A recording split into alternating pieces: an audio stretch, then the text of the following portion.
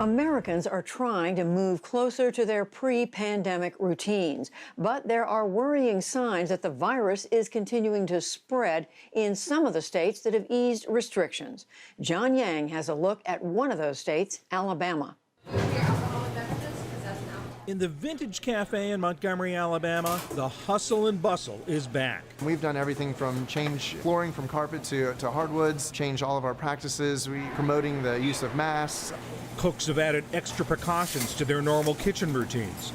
Eric Rivera is the executive chef. We wanted to bring all of our staff back in, give them the proper training, get all the new training and procedures in place before we decided to open back up to the public. We wanted them, again, to feel safe and secure coming into our establishment, and we wanted to feel safe and secure as well. Business may be on its way back across Alabama, but so are cases of coronavirus, on an upward trend after April 30th, the day state officials began easing restrictions. In a state where college football is king, it's news that University of Alabama and Auburn University players tested positive this month when they returned to campus for workouts. And metropolitan areas like Montgomery, the state capital, have been hard hit. Mayor Stephen Reed, a Democrat. I think anytime you have a 337% increase month over month, that's a problem, and that's what we had from the month of April to the month of May. And we also saw almost 80% of our deaths that we've reported so far occur in the month of May. Alabama was among the last states to issue a stay-at-home order on April 3rd, and just 4 weeks later, among the first to begin easing restrictions. Beaches reopened. We've been stuck in the house so long, so it's like, it's like a breather. We needed to get out, so I just thought I'd bring him out here to enjoy the sun and the water. In person, though socially distanced, high school graduations were allowed. Keep praying. Church services resumed. It's just nice to be able to get together with really family and just spend time together and worshiping God. Right here in Sweet Home, Alabama. Governor Kay Ivey, a Republican, announced the plan. We cannot sustain a delayed way of life as we search for a vaccine.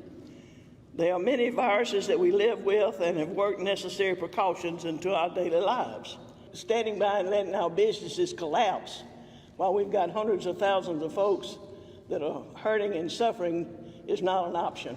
Having a life means having a livelihood too. We can't put the dollars over the data, and I think unfortunately that's what we ended up doing at the state level, and that, I believe, contributed to some of the increasing numbers that we saw, but also I think it just gave people a sense that this pandemic was over and that we had won this battle.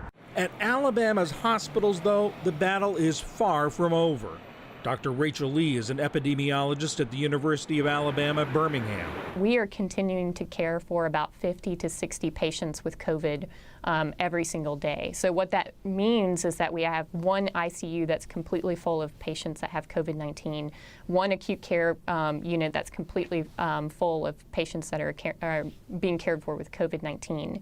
And every single day we're having 2 to 3 new cases a day being admitted. Lee says more study is needed to figure out what's behind the current surge, but says a contributing factor is the state of health care in rural Alabama. If you're in a smaller area, you may have to drive a long distance in order to even get a test, and that test may be delayed because it has to be shipped somewhere else in order to get a result.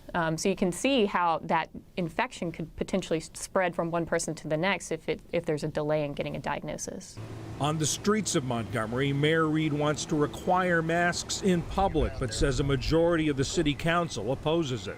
We have to do it because of the surge that we've seen in cases in Montgomery, and more importantly, it is impacting disproportionately Black people in this city in a region that has a high number of people with underlying health issues and other illnesses that make them more susceptible to suffering more seriously from COVID-19 virus.